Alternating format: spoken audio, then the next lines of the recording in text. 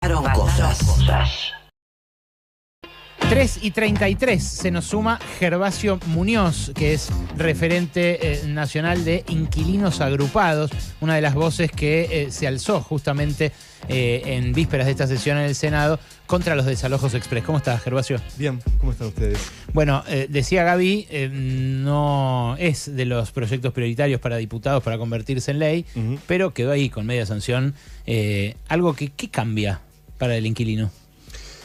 Cambia sobre todo la posibilidad de defensa en un juicio de desalojo. Y por otro lado, y sobre todas las cosas te diría, le da facultades a los dueños para decidir ellos cuándo te quieren desalojar, no importa las condiciones. Se ha comunicado, se ha difundido que es una herramienta para aquellos que tengan algún tipo de deuda de alquiler, que estén en alguna falta, etcétera. No es tan así. En realidad, la redacción del capítulo 2 plantea que los incumplimientos tienen que ver en realidad con la forma en la que se alquila en Argentina. Por ejemplo, A ver. ¿qué es la intrusión? Es una persona que entra a una vivienda y que no puede demostrar que hay una relación comercial, que hay una relación de alquiler, etcétera. Los inquilinos, las inquilinas, en la mayoría de las provincias, no tienen contrato escrito. O sea, cualquiera lo podrían intentar desalojar fácilmente. Por supuesto. Y además es de manera inmediata que tiene que desalojar la justicia, mientras sigue el juicio. No es que la justicia tiene que juntar las pruebas de las dos partes, fallar, como es ahora. Eso te iba a preguntar, ¿cómo es ahora? ¿Cómo es ahora? Hoy, un juicio de desalojo, el dueño presenta un escrito en la justicia y dice, che, por estos motivos, Sí. no me paga hace 2 meses, lo que sea, pido el desalojo. Y finalización del contrato. ¿Y eso cuánto tarda El hoy? inquilino responde, che, mirá, no finalizó el contrato, por esto y por lo otro, che, yo sí pagué, etcétera. Sí. La justicia en un momento falla, che. ¿En cuánto falla hoy? Hoy, eso es como otra cosa que sucede. La justicia falla en función de la cantidad de guita que tenga el que contrata un abogado. ¿Por qué? Porque la justicia funciona así. Creer que la justicia funciona para cualquier ciudadano de a pie es una locura. Creer eso. El abogado que tiene influencia, digamos, Claro. que llega más a los Claro. jueces, consigue un desalojo ¿en cuánto tiempo? 3 meses, 4 meses. Y el que no, el propietario que... El que tiene un abogado que le cobra una mensualidad al propietario. Sí. Por lo general pasa eso, ¿viste? Che, No, mirá, yo... no sabía. El negocio de los abogados que hacen desalojos, Sí. ¿cuál es? Es cobrarte por mes.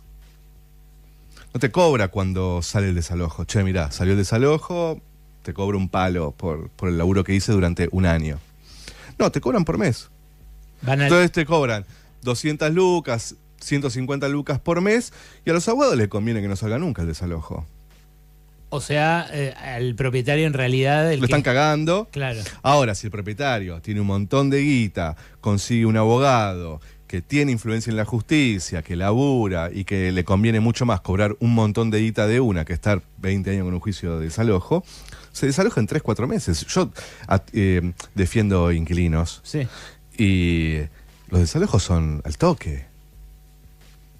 Por más de que nosotros pongamos abogados y yo qué sé. El juez baja el martillo. Obviamente. Bueno, lo que me decía mi hermano el otro día, Fer Berkovich, el columnista urbano del programa, es que en realidad es medio un no problema, que no hay una cantidad gigantesca. Lo dijo Burrich también en el Senado. Que no hay una cantidad gigantesca de inquilinos que no garpen. 2000, dice Patricia Burrich. 2000 juicios en el Fuero Civil. Gervasio, ¿y para 3 qué millones de cambian la hogares ley? inquilinos.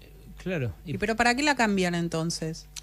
No, me parece que el capítulo 2 es parte de un proyecto mucho más grande, que es el de inviolabilidad y es extranjerización de tierras, cambio de uso de tierras por la ley de fuego, y además garantizarle a esos sectores que si compran tierras, si compran pueblos, como ha pasado en La Rioja, y yo qué sé, puedan desalojar en 3 segundos, o tierra con comunidades, puedan desalojar en 3 segundos. ¿No decís que lo estén pensando para la relación también habitual entre inquilino y...? También, pero no necesitaban que cambiar el Código Procesal ahora.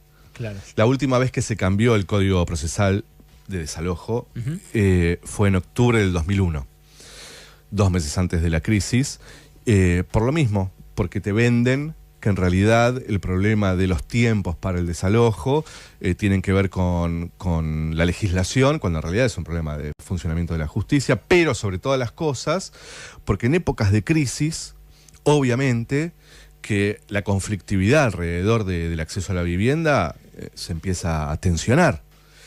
Y los gobiernos neoliberales de derecha lo que hacen es darle todas las garantías a los dueños para que puedan llevar adelante la expulsión de esos inquilinos y vengan otros y paguen todo lo que ellos quieran que paguen. El primer capítulo para nosotros, para los que alquilamos de este gobierno, fue el decreto 70, con la derogación de la ley de alquileres. Entonces, primero, sacaron el control de precio de los alquileres.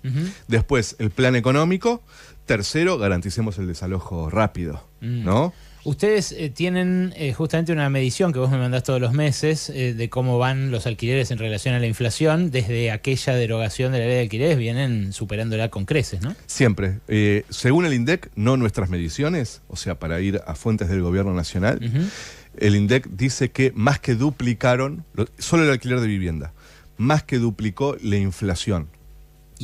Y aún así no hay una morosidad como hay en las billeteras virtuales, en los bancos o en otros lugares, ¿no? Se ve que la gente prioriza el pago del alquiler o a veces hasta se endeuda para pagar el alquiler. Se endeuda, hay que tener conciencia de que para los que alquilamos, lo último que pensás en dejar de pagar es el lugar donde vivís. Porque si llegaste a eso, que se ve mucho sobre todo en jubilados, si llegaste a evaluar o a efectivamente suspender el pago del alquiler, es que ya tu vida se ha tornado profundamente miserable. Entonces ya no comes las 4 comidas, comes una vez por día, ya suspendiste la medicación, en caso de jubilados. O sea, tu vida está al borde. Lo que tratás de sostener es seguir teniendo un lugar donde tratar de reconstruir tu vida. O sea, conseguís laburo si tenés un lugar donde bañarte, donde dormir, etcétera, ¿no? Podés mandar a los pibes a la escuela si tenés un lugar donde vivir. Entonces, lo último que se deja de pagar es el alquiler, y por eso las consecuencias del peso del alquiler sobre los ingresos se pueden evaluar sobre otras situaciones como las que vos planteás, que es el endeudamiento, ¿no? Che, cuando preguntamos ¿para qué es el endeudamiento? El endeudamiento es para alimentos y para alquiler. ¿Ustedes tienen medido de cuánto a cuánto pasó de representar el alquiler de un ingreso promedio, por ejemplo? No, es muy difícil porque tampoco hay un ingreso promedio, ¿no? Lo que sí te puedo decir es que hoy veía un informe de salarios por hogar en Argentina. El 20% tiene ingresos menores a 600.000 pesos. Otro 20%, un poquito más de 20%, tiene ingresos inferiores a 1.800.000 pesos. Y un alquiler de 3 ambientes en la ciudad de Buenos Aires puede estar un palo 200, en Neuquén Capital puede estar un palo 500, en Santa Fe puede estar un palo. Ese es el peso del alquiler sobre los ingresos, que yo insisto con algo, el problema, además de ser los ingresos, por supuesto, el problema respecto a el acceso a la vivienda es que no hay un control de precios para los alquileres. Te pueden cobrar lo que quieran, y además en Argentina se ha naturalizado que el plazo del contrato del alquiler lo determina el mercado. Una última, Gervasio, para pensar una eventual reconstrucción, para pensar un post-mileísmo. Todos los días pienso en eso. Todos los días. Bueno, ¿qué herramientas, qué mecanismos crees podría levantar un eventual gobierno que quiera poner el camión en la otra dirección, el colectivo en la otra dirección? Hubo ya muchos vaivenes en torno a los alquileres, ¿no? Porque en su momento ustedes consiguieron que se aprobara la ley con apoyos de todos los partidos, y algunos de los que la votaron, todos, incluso los que la propusieron, terminaron rechazando. Todos, sí. ¿Qué onda? Pienso que, sin dudas, la reconstrucción de nuestro país y del acceso a la vivienda va a requerir medidas drásticas. No creo que tengamos que seguir pensando en una ley como la que nosotros negociamos con los diferentes gobiernos, con el macrismo y con el albertismo, en donde el plazo del contrato de alquiler era nada más que por 3 años, en donde el precio se actualizaba por un índice que trataba de que las dos partes más o menos ganaran. Creo que, para mí, 2 cosas. Creo que tenemos que tener una ley de alquileres mucho más violenta, con plazos mucho más largos, con una ley que también restrinja la posibilidad de un golpe de mercado, o sea, que te saquen las viviendas del mercado, como sucedió con otros productos, ¿no? Vos Sí, claro. lo sabes perfectamente, que el Estado tiene herramientas o tenía herramientas para cuando hay un golpe de mercado, ¿no? Tiene que haber una herramienta para un golpe de mercado, de inmobiliario. Tiene que haber herramientas de eso. Porque si no, el discurso de, che, ¿vieron que al final no sirvió, no funcionó? Bueno, si frente a cualquier golpe de mercado vamos a resignarnos a tomar medidas, y estamos un poco en el horno. ¿Vos te referís, por ejemplo, a que el Estado mismo tenga inmuebles para alquilar? No, me refiero a que el Estado tenga poder de policía frente a un golpe de mercado inmobiliario. O sea, que sea muy difícil. Yo vi, por ejemplo, durante la ley de alquileres, yo vi cómo los colegios de corredores inmobiliarios de todo el país se organizaron para no publicar viviendas en alquiler. ¿Sí? En grupos de ellos, de WhatsApp. Che, muchachos, se suspende publicación de departamentos, ¿eh? Hasta nuevo aviso se suspende. Eso tiene que haber un Estado fuerte, de verdad.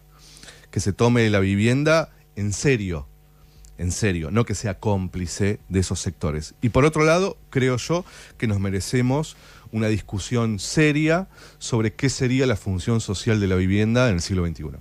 Gervasio Muñoz, el referente de Inquilinos Agrupados, una de las voces que más se alzó la semana pasada cuando se discutieron los desalojos express ahí en el Senado, conversando con nosotros sobre ese y otros aspectos del ser inquilino hoy. Gracias, che. A ustedes.